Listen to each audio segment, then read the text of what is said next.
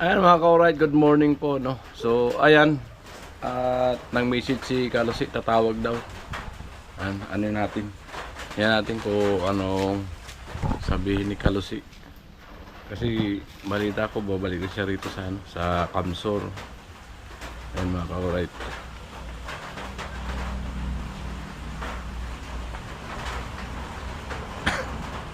Ito si Kalusi. Hello. So ayan si Kalusi. Andito ako sa bahay.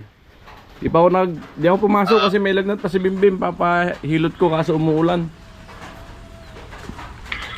Umuulan dyan? Oo, umulan eh. Oh, kumusta? Umuulan rin dito? Kumusta? Ito, ano rin, babangon ko lang. Nagpaplanong babiyahe kaya ako dyan. Kumusta ang bakasyon? Okay lang. Patagal-tagal baga. Ayan si Kalusi, nagbakasyon muna, nagpa-relax sa katawan para kasi mga nakaraan mga kaulit, di ba? Si Kalusi ay medyo nagkakaroon ng karamdaman. Ayan, nagbakasyon muna siya. So, ayan, babalik na siya dito sa sa Kamsur para tumulong sa pabahay ni Kuya Noli Vlog. Ayan. Ayan, nagpaplanong bumiyahe. Siyempre punuan pa, mahal pa ang pamasahe. Ayan. Eh si Kalusi walang trabaho. Wala siyang trabaho doon. So tingnan pa niya kung magkaroon ng pamasahe papunta dito sa Kamsor, mga ka-alright.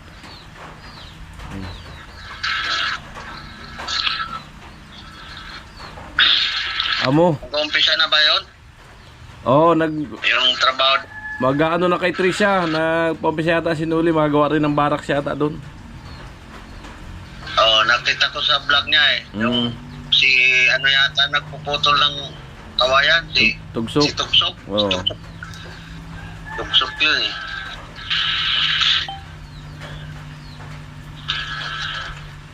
Okay lang. Pagbalik ko dyan. Oo. Mag-aantay-antay akong kasi Punuan pa naman ang bus. Katulad niya, umuulan. Kasi sabi may bagyo. May bagyo nga eh. So pag biyahe ka na lang papunta rito.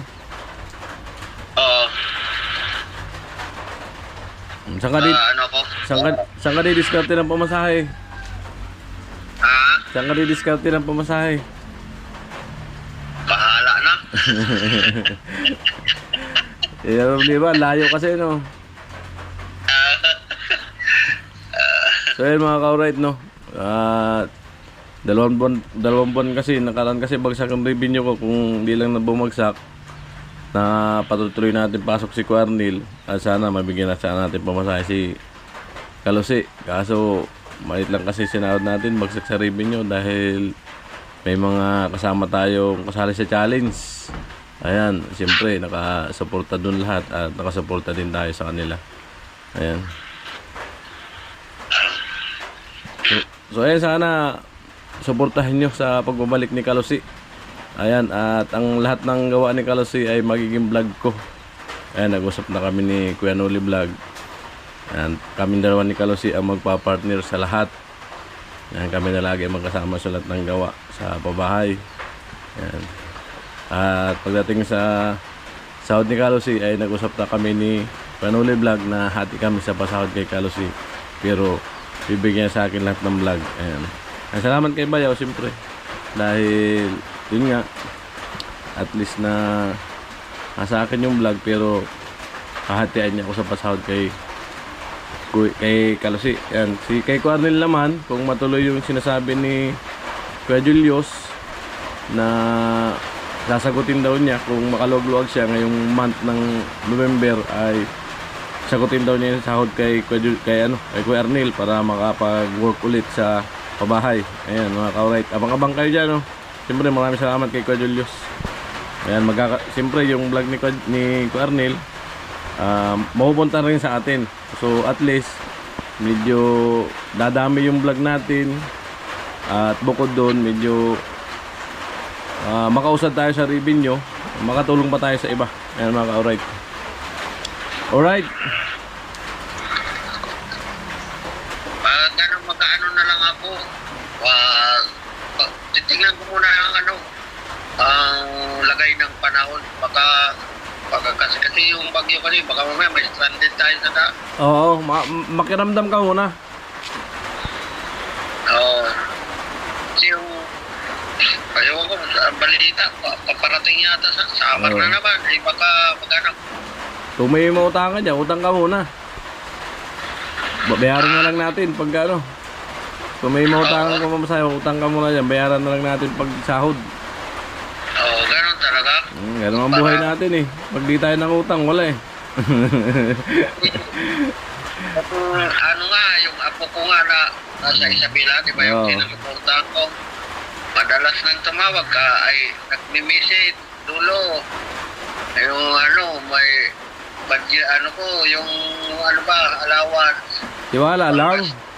Tiwala lang, makakahon din tayo. Kaya nga, pag nandyan ako, masusuportahan ka. Ayun, kasi may araw-araw na trabaho, di ba? Oo, kahit pa paano may maiabot. Maliit man, malaking bagay sa kanila yun. Oo. Kaysa walang trabaho, wala talagang maiabot. Masakit sa kalooban yung tatawagan ka ng hinanain na wala ka man lang maiabot kahit piso. Tiyagaan na lang natin. Yung ko nga, sinend sa akin sa cellphone ko yung puntol ng anak ko bagang namatay doon. Oo. Kahit pintura, hindi man lang na pintura kasi wala kang pera. Wala mang pera yung apo ko doon. Oo. Sinend sa akin, kaya nakita ko. Ang lakas ng ulan ngayon dito. Dito hindi ka pero kanina pa dandaan lang. Paano? Nakikita ko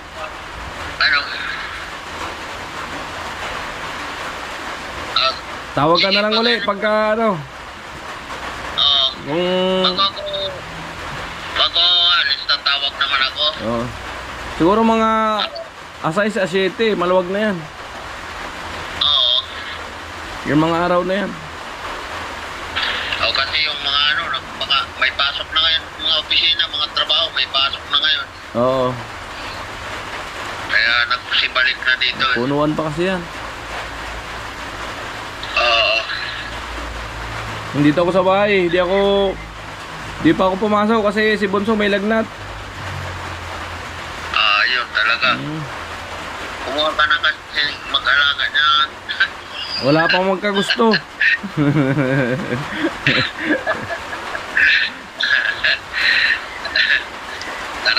Darating na lang yan. Magugulat ka na lang, may kasama si Gatso. Nasa tamang panahon yun eh. Magugulat ka na lang, wala namang niligawan, biglang may kasama si Gatso. May ganun talaga eh.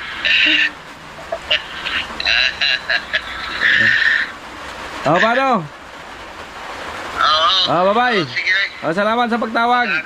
Sa pag-inform na pupunta ka dito. Okay, bye-bye. Tawag na lang ako. Tawag na lang ako pag tuloy na. Bye-bye. Bye-bye.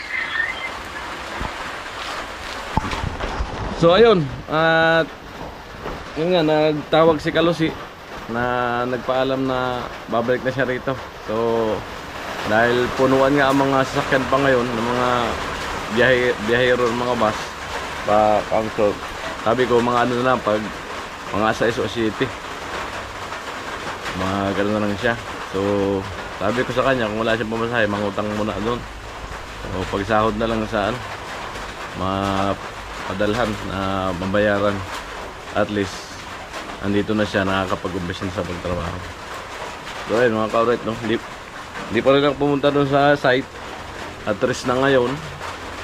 Nilagnat kasi si Bimbim nung auno ng gabi. Nasa kami, sementeryo. So nagmagdamag kami doon. May lagnat si Bimbim.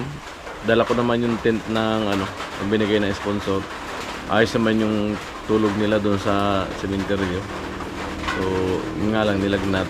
So, kahapon maghapon, nakakatulog din ako kahapon kasi puyat nga nung magdamag ulo ng gabi. So, may lagnat pa si Bimbim pero medyo okay na. Dadaling ko sana sa pahilutan kaso umuulan pa. Gantay ko lang tumila paggamot ko si Bimbim, si Bunso. So ayun, si Kalusinga, yan magandang balita, makakabalik na dito sa tagbakasyon lang po si Kalusi, yung mga naghahanap po. Bali, nagpakondisyon na ng katawan kasi yung mga nakaraan nga nakakaramdam ng mga kakaibang pananakit ng katawan. Ayan. So, nagkondisyon muna siya sa katawan niya. So, pagbalik niya dito, so, yun na nga, nag-usap na kami ni Bayaw sa part ni Kalusi. Ayan. Bali, kami na ang lagi magkasama ni Kalusi sa vlog. Alright. So, ayun, maraming salamat po sa sa patuloy niyo pong suporta sa aking mga upload. Ayan. At sa hindi niyo po pa-skip ng ad, syempre. At napakalaking bagay po niya sa akin po. Para may pagkunan na panggastos sa aking mga anak. Ayan, sa pang-araw-araw. Ayan, napaka-bless po. Ayan. At maraming salamat kay Ma'am Janet Ibanez doon sa sinid niya sa akin. So, yun, may napagkunan ako pang arkila ng tent po. Ang laki ng tent ng arkila ko, Ma'am Janet. So, maraming salamat po, Ma'am Janet. Ayan. At napakabuti po ninyo.